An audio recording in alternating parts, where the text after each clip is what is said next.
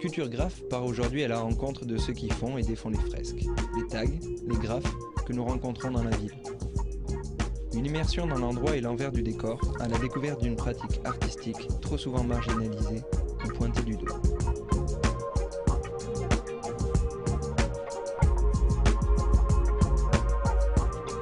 Et bon, mais moi mon blaze c'est Menottes, lui c'est Menottes épice, lui sinon c'est Neuron, mon autre pote c'est Ghetto et l'autre c'est Aero 7.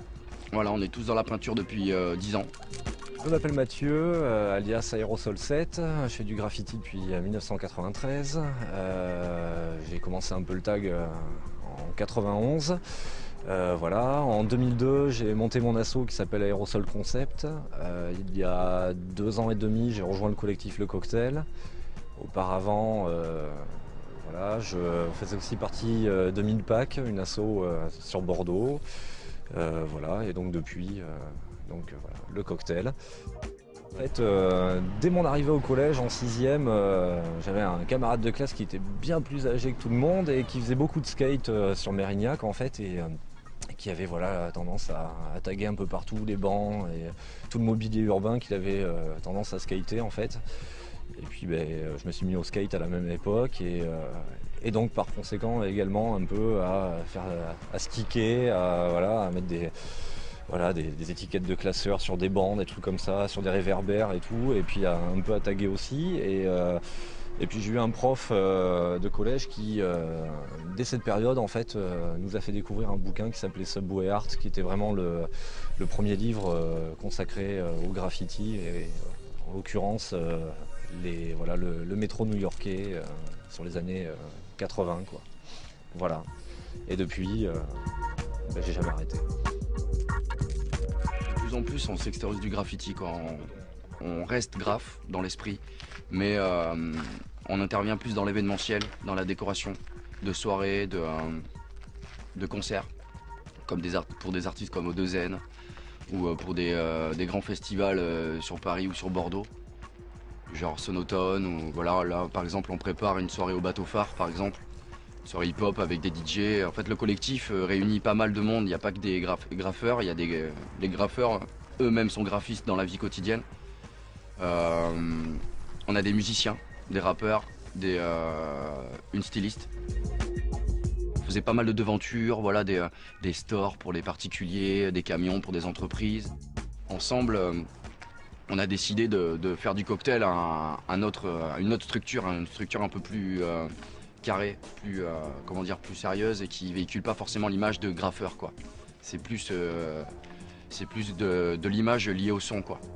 On est en partenariat avec aussi une autre association qui s'appelle Gin and Juice. Donc voilà, Gin and Juice et le cocktail, c'est un peu la même chose. Voilà, on est tous solidaires les uns sur les autres. Enfin voilà, le Gin and Juice c'est plus du son, on va dire, même s'il y a quelques peintres de qualité. Voilà, on s'entend vraiment bien. C'est deux structures qui travaillent ensemble pour des soirées et ça marche très bien. Et puis le matériel aussi qu'on pouvait se procurer en fait varié. Du coup je me suis mis pas mal à la photo, un peu à être attentif aux jeux de lumière et autres. Et donc du coup je me suis mis surtout à réaliser au fur et à mesure des personnages surdimensionnés. Nous, ce qui nous plaît beaucoup, c'est le côté vintage. Voilà, le côté pop art, le côté couleur. Nous, on aime beaucoup Basquiat, voilà, on aime tous ces gens-là, et Kessaring, tous ces gens-là qui ont commencé un peu à ouvrir le côté graffiti au grand public. Le graffiti dans les musées, ça me plaît de moins en moins. Le graffeur qui fait ça, il attend plus de l'exposition, il attend plus du marché de l'art, lui aussi veut évoluer. Donc pour lui, ça sera des contacts. Pour lui, c'est des nouveaux horizons qui s'ouvrent. Donc artistiquement, c'est plaisant. Je comprends cette démarche-là. Après, comme je te dis, il y a un gros pourcentage de graffeurs qui sont contre ça. Et, voilà, le support, c'est la rue. C'est le principe même du graffiti. C'est plus de l'impulsion, c'est de l'agressivité aussi, mais surtout de l'égocentrisme aussi. Tu peux faire du graffiti pour un message politique, voilà. Tu peux faire du graffiti pour toi, tu peux faire des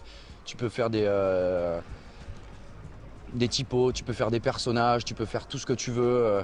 Il n'y a pas vraiment de démarche. Celui qui décide d'en faire sa démarche, bah écoute, voilà, ça va sortir du cadre, voilà, graffiti. Le graffiti, c'est du tag, c'est du flop. L'état d'esprit du vrai graffiti, c'est ça, quoi. On vole ses bombes, on cartonne la rue, voilà, on s'en fout, on en fout plein la gueule à la RATP, plein la gueule à la SNCF. C'est avant tout pour soi aussi.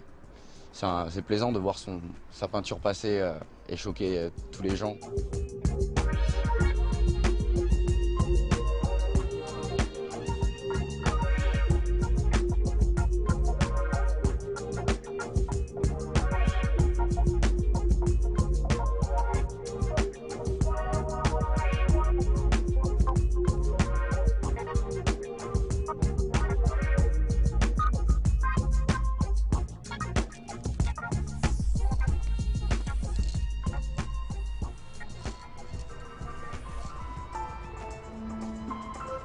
Bon, les différentes techniques pour effacer les graphes sont la chaux, la peinture, le karcher eau chaude et l'hydrogommage. La technique première, c'est la peinture. C'est une peinture à l'eau qu'on utilise, qu'on dilue plus ou moins avec de l'eau et qu'on applique avec un rouleau pour recouvrir la surface taguée.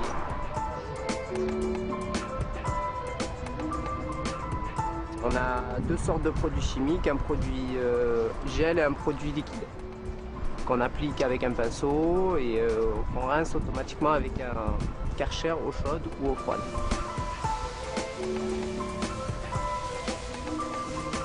Vous avez le chaulage qui s'applique avec un pulvérisateur.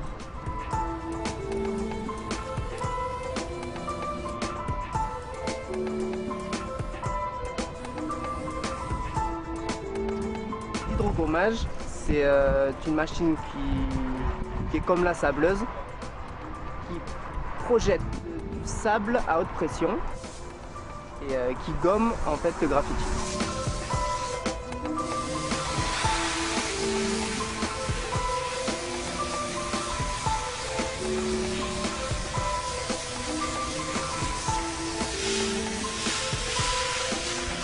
On travaille depuis quelques temps maintenant avec la police nationale, les violences urbaines pour ne pas les nommer, qui dans leur tournée nocturne surprennent en flagrant délit les auteurs de graffiti, de tags. Il y a eu des cas où ils ont eu des peines fermes d'ailleurs et ils ont une amende à verser suivant la dégradation qu'ils ont commis. On retrouve pas mal de dessins sympathiques, un peu dans tout Bordeaux. Pas dans l'hypercentre mais à l'extérieur, sur des parties un peu isolées, il y a de jolies choses.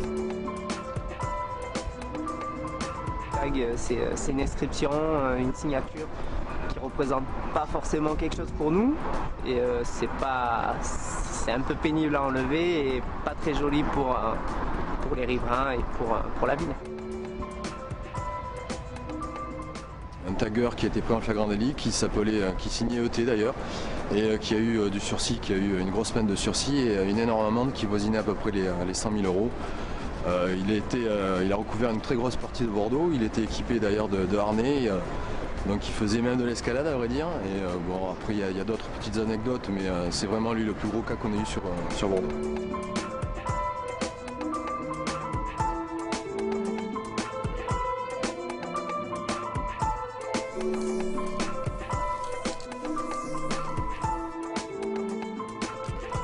Alors du coup, le graffiti étant associé généralement au hip-hop, donc au rap, c'est vrai que moi du coup, j'aimais trop écouter de rap et toujours plus du punk en fait, donc c'est vrai que je suis moins dans le délire un peu égocentrique, le fait de noter tout le temps son nom voilà, sur différents supports et tout.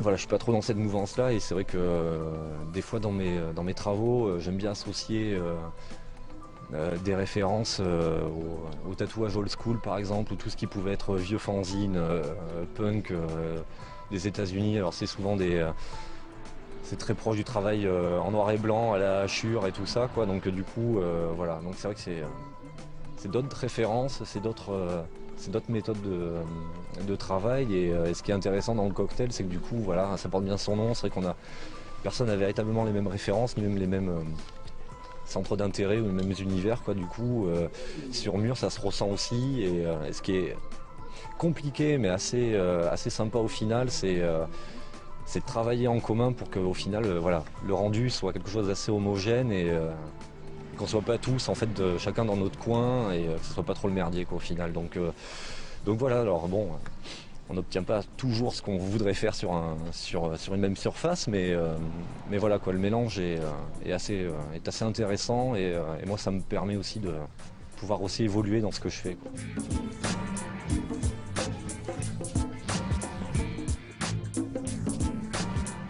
Nos trucs depuis des années et c'est vrai qu'on voit ce qui se fait dans la rue, on voit ce que font les autres collectifs concurrents, parce qu'il y en a de la concurrence. Justement, nous, on a toujours été un peu à l'extérieur de tout ça et faire nos trucs à côté et essayer de se démarquer avec notre propre style. Puis on s'en fout du grand public, nous on fait ça pour nous, voilà quoi. Si ça plaît aux gens, tant mieux. Si ça plaît pas, tant pis, quoi. Le rapport à la loi ne change pas. Le rapport à la loi, on a toujours autant de problèmes avec la police, toujours autant de problèmes avec les mairies. Se faire connaître, même si aux yeux du grand public, le graphe se démocratise de plus en plus. Donc voilà, c'est vrai qu'il y a eu une évolution par rapport aux mentalités au niveau des gens, mais les gens, c'est pas pour ça que les gens comprennent ce qu'on fait forcément, quoi.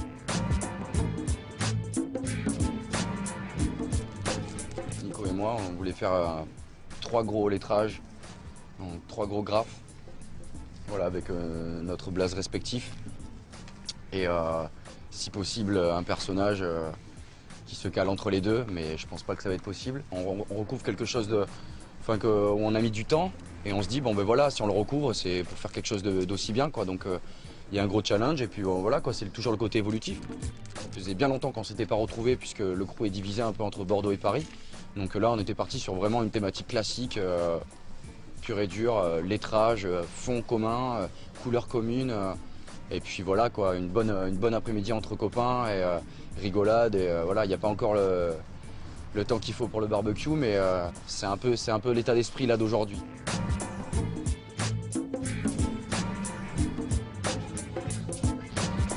Pour s'y mettre, ouais, il faut avoir une bonne part d'autisme déjà. Il faut être un peu autiste dans sa tête, un peu voilà. Il faut passer des. Moi, je sais que on se prend bien la. Enfin, moi, je me suis bien pris la tête pendant pas mal de temps au tout début, hein. À travailler mes lettres, chacun, on a tous travaillé pendant des heures dans notre chambre avec du son, voilà, à sortir des trucs pour prévoir ce qui va se passer sur le mur après. Mais bon voilà, comme je vous dis, là on parle de ça, mais au fur et à mesure de la peinture, vous allez découvrir qu'en fait il y a une bonne partie de freestyle, quoi. Alors concrètement, la préparation d'une fresque, ce qui est sympa, c'est de bosser avec les collègues, quoi, pour voir surtout comment on va se positionner sur un mur et autres, la dynamique qu'on va donner. Mais ce qui est sûr, c'est qu'à mon avis, je passe plus de temps à préparer le mur que concrètement à réaliser ce que j'avais prévu de faire, quoi. Là, sur cette peinture, en fait, on est parti sur un truc classique, quoi. On s'est dit qu'on allait faire. Ça fait un petit moment qu'on n'a pas peint ensemble, donc on s'est dit qu'on allait faire tous les 3 notre lettrage. Et puis après on va habiller par un perso. En fait ça représente un personnage en fait d'un rappeur, quoi. Quasimoto, Madlib. Et voilà, donc en fait on va animer un peu le mur en foutant un peu partout des persos, quoi.